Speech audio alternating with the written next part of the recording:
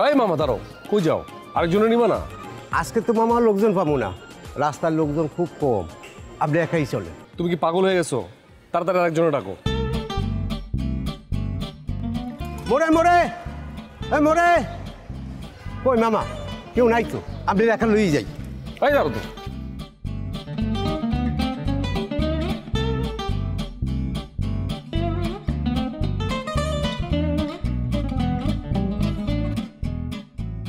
ওই মামা আয়, ও মামা যাবেন না?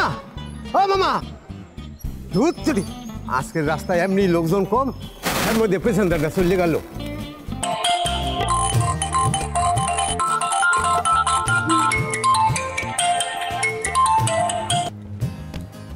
হ্যাঁ মা, কেমন আছো তোমরা?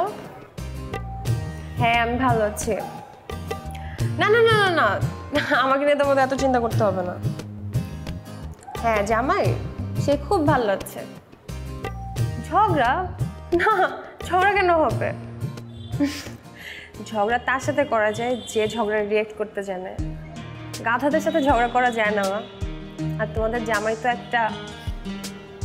আচ্ছা ঠিক আছে মা, আমি পরে ফোন করব। ভালো থেকো।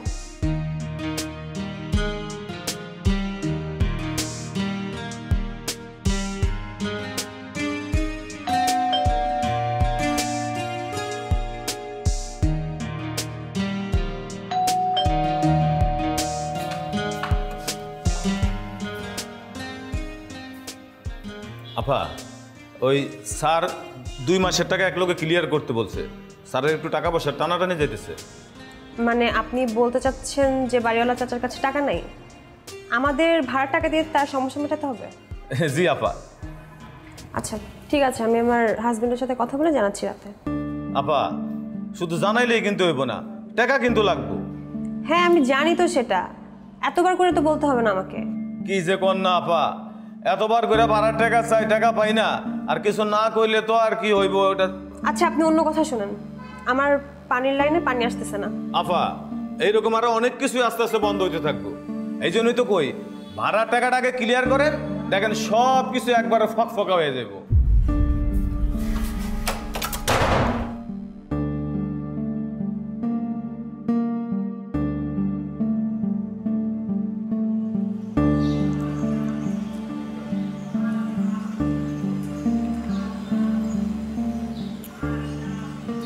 দোস্ত, কি রে এখানে দাঁড়িয়ে আছিস কেন? উপরে চল।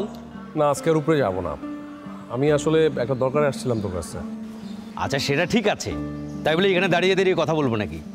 উপরে চল, চা খেতে খেতে কথা বলবো।